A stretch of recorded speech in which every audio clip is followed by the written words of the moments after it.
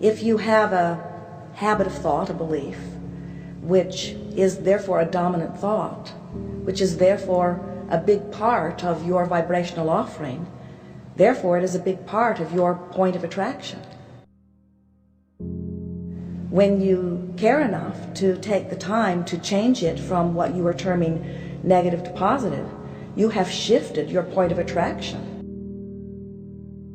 The better you feel, the more you are vibrationally in integrity to that which you are. Vibrational integrity is alignment with that which I am. So, reaching for good feeling thoughts is really the key to coming into alignment with that which you are. And we think that's the best description of integrity that could be. Your feelings are the way you quantify your journey from sickness to wellness. The way you feel is the way you quantify your journey from not enough money to enough money. You must have a way of understanding where you are in relationship to what you want. And because more than 99% of every creation is completed vibrationally before you see any physical evidence, you can't use the physical evidence to know. If you have an illness and you want to be well, you may have found many thoughts that have improved your point of attraction, and you may be vibrationally well along the way to your recovery. But because the physical manifestation has not yet shown itself, if you stop and take score of where you are physically, you may very well become upset because the tests do not give you the affirming confirmation that you are on your way to wellness. Where if you understand that your emotions are giving you that feedback, then even though the manifestation has not shown you your recovery, the fact that you feel so much better is your indication that you are moving in the right direction. And if you continue to move in the right direction, your recovery must be.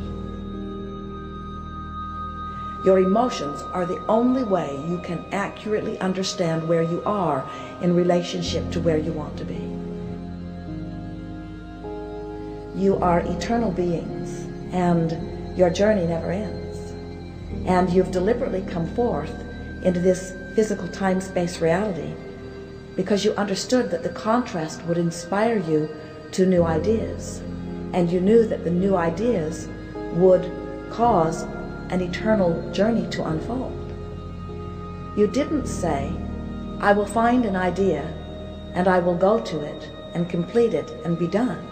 You said, I will put myself in a position where my life inspires continuing new ideas so that my journey eternally continues.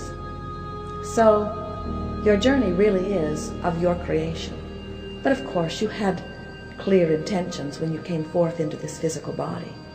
You intended for this journey to be satisfying and exhilarating and fun. You intended for it to be uplifting for you and for others, but you never planned to get it done. When you plan a vacation, you know that you are at home, you begin, and you will go to this city and this city and this city and this city, and eventually you come back round to home again. And you never say, oh, look, my final destination is home, and I'm already there, so why go? I've already completed this vacation, I will check it off my list. And the reason you don't say that is because you don't take your vacation to get it done. You take it for the fun along the way, for the uplifting things that occur, for the people that you interact with, for the stimulation of thought. You take your vacation for the joy of the journey, you see. And that really is what you intended as you came forth into this experience, to be stimulated by variety to ideas of the kind of things you would like. But it isn't the destination that is what it is all about. The destination is just the reason for the journey. The journey is what life is, you see. A car that's going 100 miles an hour and hits a tree, it's a bigger problem than a car that's going 5 miles an hour and hits a tree. So what happens in this analogy? What we are saying to you is your desires are what equal the speed or the momentum of this journey. And the tree in this analogy is like the resistance that shows up.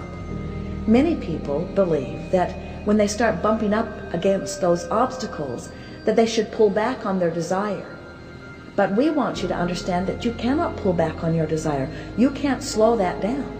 You can't become less than life has caused you to become. So the work must be releasing the resistance.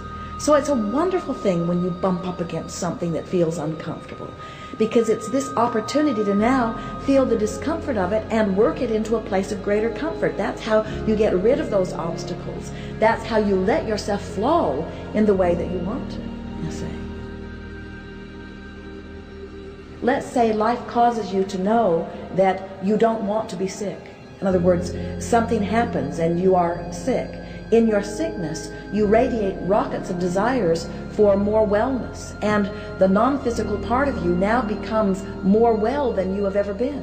But if you keep beating the drum of I don't feel good or I am declining, then even though your potential for wellness is now greater than it has ever been, as you keep focusing upon the illness and using it as your justification for why you want to be well, you hold yourself apart from the very thing that life has caused you to expand toward, you see.